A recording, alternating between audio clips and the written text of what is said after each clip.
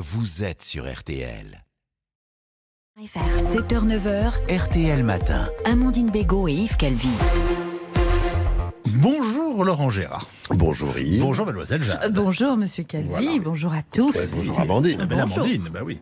Pour la première fois depuis de longs mois, l'inflation a baissé en France, de quoi rendre Bruno Le Maire heureux. Le ministre de l'économie est allé annoncer la bonne nouvelle à sa première ministre. Bonjour Madame la Première ministre. Bonjour mon petit Bruno. Puis-je savoir ce que vous faites en slip dans mon bureau, mon petit Bruno? J'étais en train d'écrire mon nouveau roman érotique, ça m'a donné chaud. Alors j'ai enlevé mes vêtements et je me suis dit tiens, je vais aller voir Madame la Première ministre. Avez-vous vu mon corps d'albâtre que j'ai huilé spécialement pour vous, rendant ainsi mes muscles saillants, prêts à se lancer à l'assaut de l'amour en hurlant des mots que ma décence la plus élémentaire m'interdit. Oh, écoutez, calmez-vous mon petit Bruno, mon petit chat. Hein. Vous allez faire grimper la température de Matignon. D'habitude, mon bureau est glacial, comme moi. Avec vous, on va être obligé de mettre la clim et on va se faire disputer par les écolos. Vous avez raison, Madame la Première ministre, il faut savoir garder la tête froide. Vous permettez que je prenne votre rideau, je vais me rouler dedans, ça me fera une toge. Écoutez, venez-en au fait, mon petit Bruno, j'ai du travail, je ne suis même pas à la moitié de mes 100 jours. Alors justement, je suis venu vous annoncer une bonne nouvelle. L'inflation baisse, Madame la Première ministre. Les Français vont enfin pouvoir remplir leur porte-monnaie. Money, money, money, must be funny. It's a rich man's world. Écoutez, arrêtez de vous agiter comme une danseuse du crazy, mon petit Bruno, vous me donnez le tournis. Je n'y peux rien, Madame la Première ministre. L'économie, moi, ça m'excite. La Chine a envoyé vers sa station spatiale Tiangong 3 nouveaux astronautes, dont pour la première fois un civil. Rappelons que le géant asiatique veut envoyer un Chinois sur la Lune d'ici à 2030. Faisons le point avec notre sinologue préféré, Jean-Pierre Raffarin. Ni hao, Jean-Pierre Raffarin. Ni hao, princesse Jade, pierre précieuse du soleil levant radiophonique. Ah, c'est beau. Que pensez-vous de cette avancée spatiale des Chinois ? Comme le dit Confucius, s'il n'y a plus de place sur la table pour les plats numéro 12, 38, 47, 75 et 84, il faut agrandir la table. Bon, vous êtes sûr que Confucius a dit ça ? Oui, Marcel Confucius, le patron du restaurant Les Trois Dragons, porte de Choisy. Et ça veut dire quoi ? Ça veut dire qu'il y a 1,5 milliard de Chinois en Chine. Ils sont tellement serrés là-dedans que lorsqu'un Chinois se met les doigts dans le nez, il tombe souvent sur les narines de son voisin. Vous voulez dire que pour les Chinois, la conquête spatiale s'apparente à une conquête territoriale ? Absolument. Je peux donc annoncer aux Martiens qui nous écoutent qu'il va leur arriver la même chose qu'aux Auvergnats. Toutes leurs brasseries et tous leurs bars tabac seront rachetés par les Chinois. Enfin, voyons, Jean-Pierre Raffarin, il n'y a pas que de brasserie sur Mars, aux dernières nouvelles. Bien sûr que si. C'est Maître Gims qui me l'a dit. Et on peut faire confiance à un enseignant. Il n'est pas maître par hasard. Bon, de toute façon, c'est la Lune qui est le premier objectif des Chinois. Hein. Bientôt, nous pourrons déguster de délicieuses nouilles sautées au chat lunaire. J'en frétille déjà des baguettes. Ben oui, vous Voilà. frétillez. Bien, il ne me reste plus qu'à souhaiter un bon voyage aux Chinois sur la Lune ou en mandarin.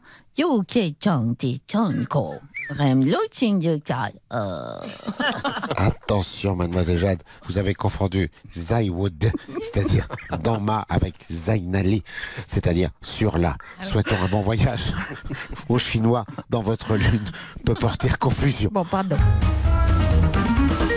Après un premier numéro consacré à Dalida en mai 2022, France 3 annonce la diffusion le 23 juin prochain du deuxième numéro de son émission L'Hôtel du Temps.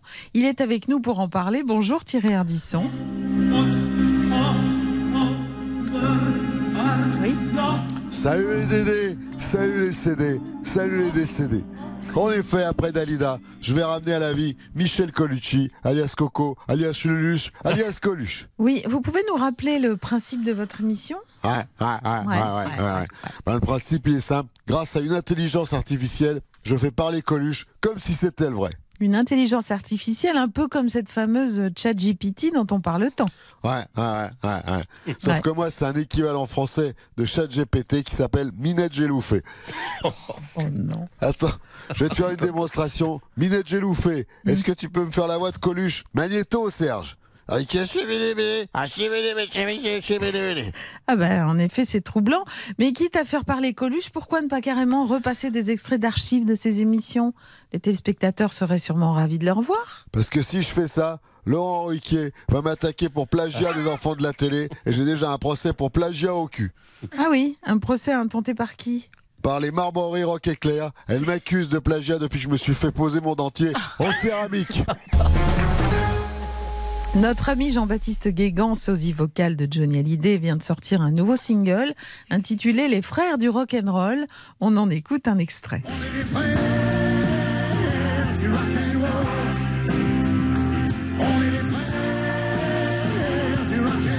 Bonjour Jean-Baptiste Guégan. Oui, bonjour. Oui, bonjour. Oui, bonjour aussi. Excusez-moi, je suis un peu en décalage horaire parce que je rentre de Nashville où j'enregistre en ce moment. Alors, c'est vrai que ce nouveau single a un son très Nashville, très rock'n'roll. Ah bon? Vous trouvez? Oui. Mais je ne fais pas que du rock'n'roll dans mon académie des sosies. J'ai aussi de nouveaux copains sosies vocaux qui font plutôt de la musique folk. Folk, vous voulez dire? Oui, c'est ça. Il y en a un qui c'est un Italien tout maigre et tout frisé qui saute sur place, c'est Jean-Angelo Ghebranduardi. Ah. Buongiorno Jean-Angelo Ghebranduardi, c'est dur à dire. C'est très très entraînant, oui, en effet. Vous avez vraiment la voix d'Angelo Branduardi. Hein. Ah si? Vous trouvez? Si. Quel autre termine peut accompagner sur ma Vespa si tu veux? Non merci, je préfère mes pieds. Et sinon, j'ai un autre copain qui fait du floc. Oui. C'est Jean-Maxime Gay le Forestier. Ah ben, accueillons-le vite. Jean-Maxime, c'est un peu mon frère, mais en plus mou. Ah, d'accord. Toi, le frère que je n'ai jamais eu, sais-tu si tu avais vécu ce que nous aurions fait ensemble? Et encore un sosie vocal bluffant. Je parie que vous faites des duos avec Jean-Maxime Gay le Forestier. Oui, justement, là, il a écrit une petite chanson sur Europe 1. Oui. La radio Europe 1, vous connaissez? Si je connais, bien sûr. Allons-y, on vous écoute. Alors, 1, 3, 4. C'est une maison bleue, menacée un peu de ruine. On lui met à pied, on ne frappe pas. Ceux qui travaillent là sont bien embêtés. Il y a leur radio qui s'allume, mais il n'y a personne qui l'allume. Vandel Mabrouk, on de la... écoutez-le.